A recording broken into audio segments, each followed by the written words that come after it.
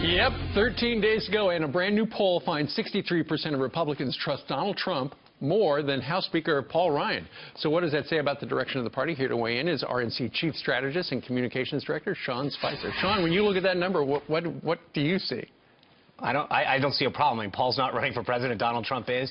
He's doing a great job as Speaker of the House. His Better Way agenda is ensuring that every House Republican can go back and talk about the contrast that they have with their Democratic opponent and what a House majority means for every American. So he will be a great partner to Donald Trump in the White House, along with Mitch McConnell in the Senate, and we'll be able to finally get some change in Washington. All right, let's talk a little bit about this. Over the weekend, the Democrats were out there saying, hey, we've got eye-popping numbers from early voting, and that's great for us. Right.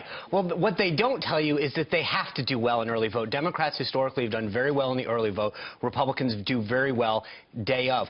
What they're not telling you is that they're not doing as well as they should be. So let's go through the numbers. In Ohio, where Obama did very, very well in key counties, the counties that he did well in, Franklin County, they're down 32%. Hamilton County, down 8%. Montgomery County, down 10%. Summit County, down 18%. And then you go to a state like Wisconsin, where you look at the top Republican counties, and this is good news not just for Donald Trump, but for Ron Johnson, is that Waukesha County up 28%, Washington County up 25%, Ozaukee County up 49% for Republicans returning early ballot. You go down to Florida, we have a 9% lead on early ballot, including a really big lead in the key I-4 corridor district. So in these key battleground states, not ignore, take the polls aside for a second, where people are actually voting, and I hate to tell this to the Dems, but that's actually what matters, is that Republicans are doing much better in early vote than the Democrats. They need to crush it in early vote. They're not doing it. I got a phone call from somebody who was voting in Boca yesterday. Early voting, that's Debbie Wasserman Schultz's district, said there's a big line, everybody for Trump. Well, that doesn't portend well for the Dems, does it? You have a key district that what that says is people are ready for change, doesn't it? You have a heavily Democratic congressional district.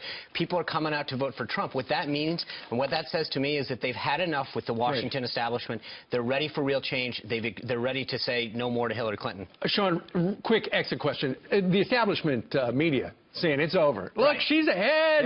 Look at this Washington Post thing. It's over. Don't vote. Don't do nothing. She's good. And again, that's what they don't want to talk about is what I just talked about, where people are actually voting, what the real results are.